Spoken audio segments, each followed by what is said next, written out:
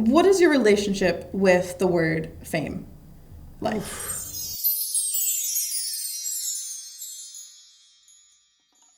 Asha Banks, Hello.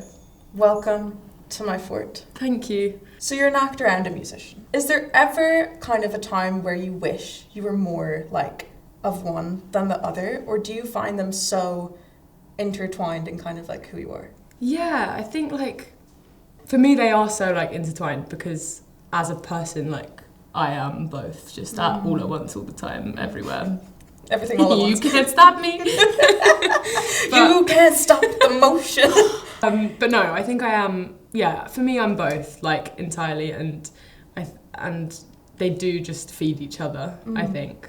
I guess like when you first started your career, like I appreciate it was very young because you were in Les Mis on the West End. Yes. Yeah. Were you like 8? Yeah, I turned 8 in rehearsals, so I was 7 when I started. That's mental. Yeah. Was it always like your choice that you wanted to go into? Yeah, 100%. 100%. I think that I like.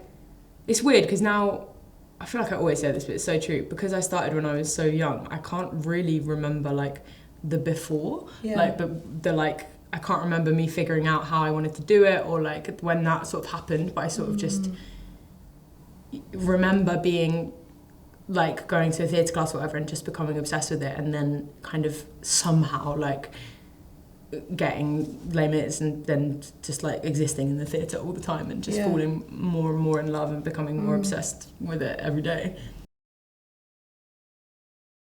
What was it like when you kind of decided, okay, I'm gonna go for music. I'm gonna start releasing as myself. Like I'm not playing a character. I'm myself in this instance. Yes. It's like what was that kind of moment that you decided, you know what, actually I'm gonna give it a go? I think that like I've been writing music since I was really, really small, like kind of just as me, and just have always done it like in my bedroom for fun as a hobby, and just loved it and found such escape in it.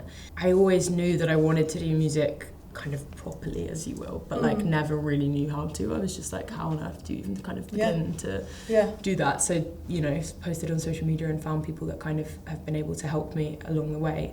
I remember sorry, this is a tangent, but I remember I was filming the first movie that I ever did, which was called The Magic Flute, which was amazing, like my first ever experience doing something like that. And it was like during lockdown, we were in Munich, and 2 of the other guys in the film, Jack and Iwan, both love music as much as me. And because it was lockdown, we couldn't really do anything. We were in a bubble. We had to be with each other all the time. And every Friday we would just like meet in somebody's hotel room and basically just like play music because they both write music as well.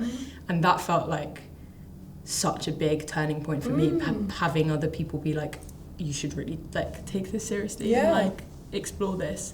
So truly, like I think they played such a massive part in it, and just like because taking the step of playing my music to people that, you know, weren't my mother was probably like a massive switch. But that's just something that springs to mind as to when I was like, wait, I should like really, how can I now proactively like try and make this happen? And tell me about that writing process, because again, like you I keep going back to it, but like you had that background of playing characters, and you have the background of stepping into like other writers' shoes and living out kind of their vision.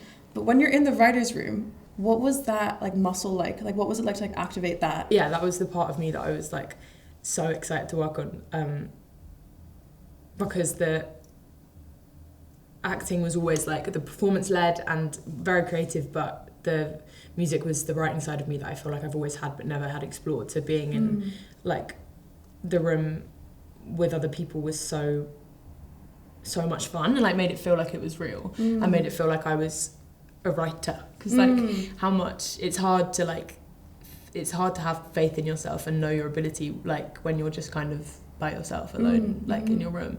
And that was when it was completely for me. And then you go into a room with other people and you're like kind of feel a bit like, okay, maybe I am a songwriter. I mean, I still like, who the hell knows, and I'm just writing about my life and like being sad and stuff as always. So you released your first single in 2024. Yes, I did. I was like, whoa, that feels like ages ago now, but yes. So what was, 1,000 questions. Blah, blah, blah. What was the how did you feel, first of all, releasing that single? Like, how does it feel? Because I know that sometimes artists have different kind of perspectives on releasing. So like some people think that once it's kind of out of your head and out of your body, it belongs to someone else. Like it belongs to the people consuming it. Is that something that resonates, or do you kind of view it as something that is yours and people can appreciate? Or I kind of think it's like a shared thing. I'm like, I completely can, since I've done live shows and like met people that it you know even matters a tiny bit to, that statement becomes so much more real and so much more like relatable, I think, because you just like, it is shared, it is my experience and like everything that I thought and needed to kind of like get out of my being, but then somebody else kind of takes that on, and I do completely agree with that. But I think that I still feel so attached to like all of my music, and is probably because it's all kind of still so recent and like so green, being my first release, like it's my little baby, my little baby sprout. But it does feel so shared. It's so weird how it just becomes like, when you see people like in real life, like at shows and talk to people, it's like, this is ours.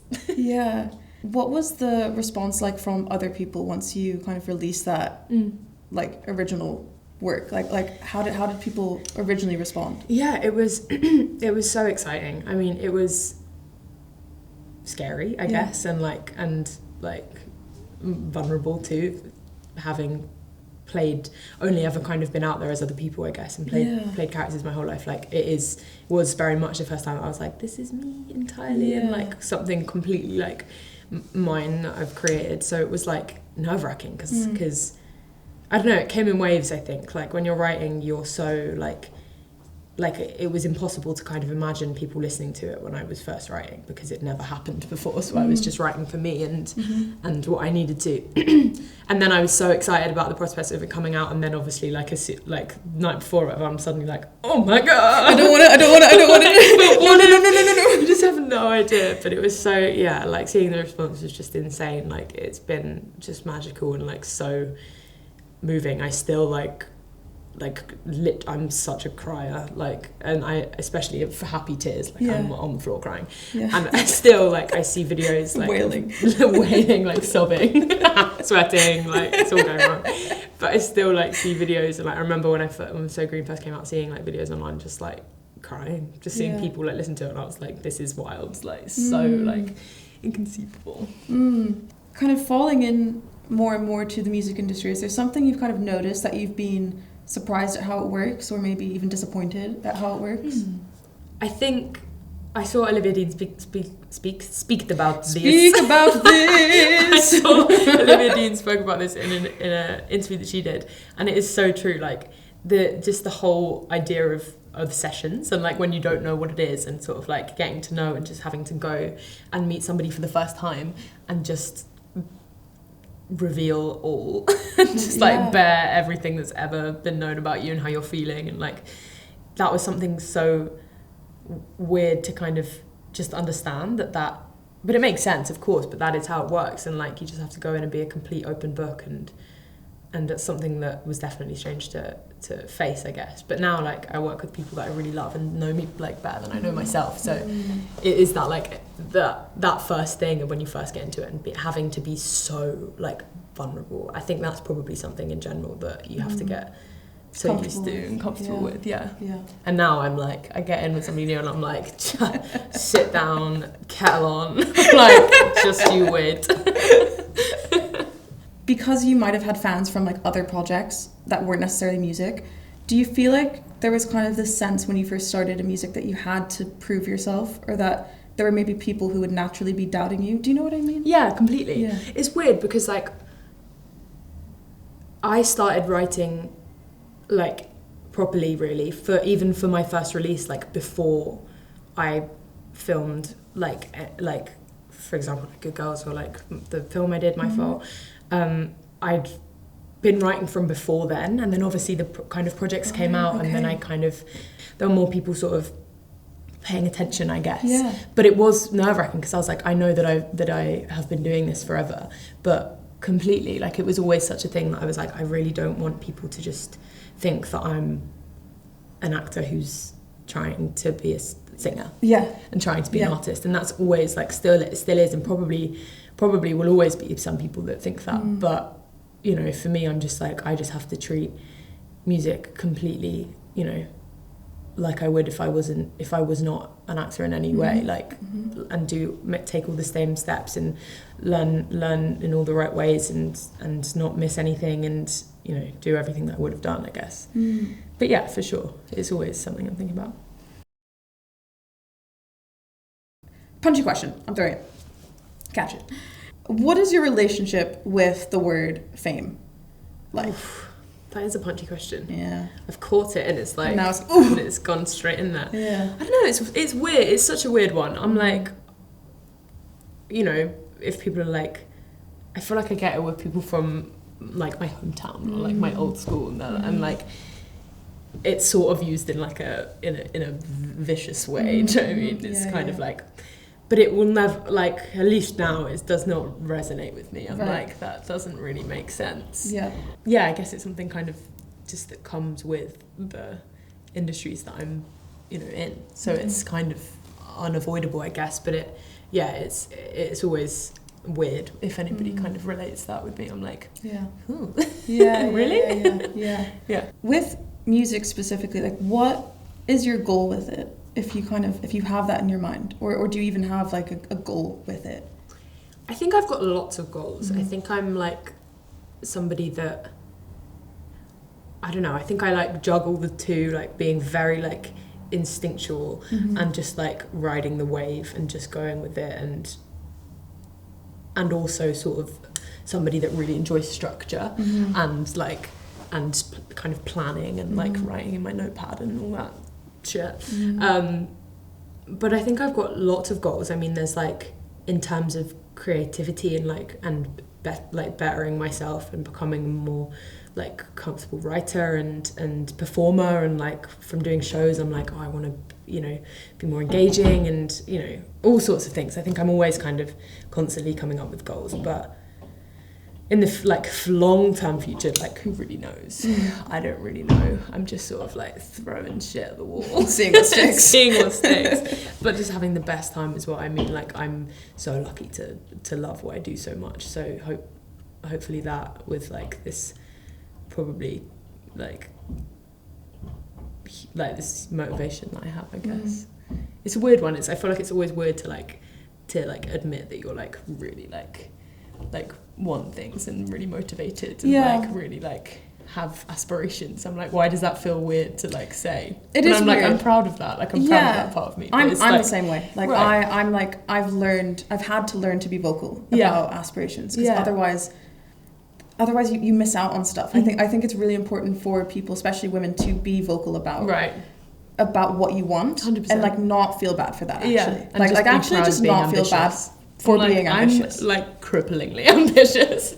I think people can fucking tell, dude, because your fucking career is insane. So I think it would only make sense for you to be like, it's refreshing that you're ambitious, you know? Like, it's refreshing that there's still stuff you want to do. Yeah, 100%.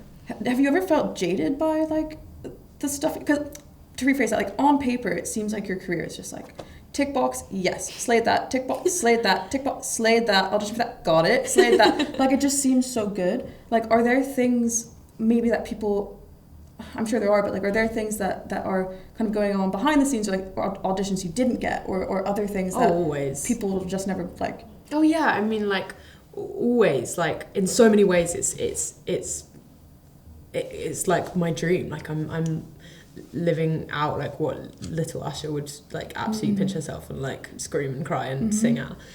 So it is so like, I'm so grateful. There's so many things that I've like accomplished and just like pieces that like have kind of worked together, and yeah, it's amazing how it's kind of come together.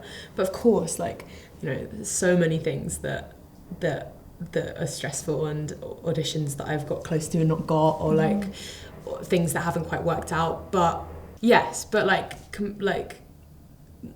that in comparison to like the things that I've been able to do, the experiences that I've had, like I am like very lucky, and it is like amazing, and I'm having such a wonderful time. I'm very grateful.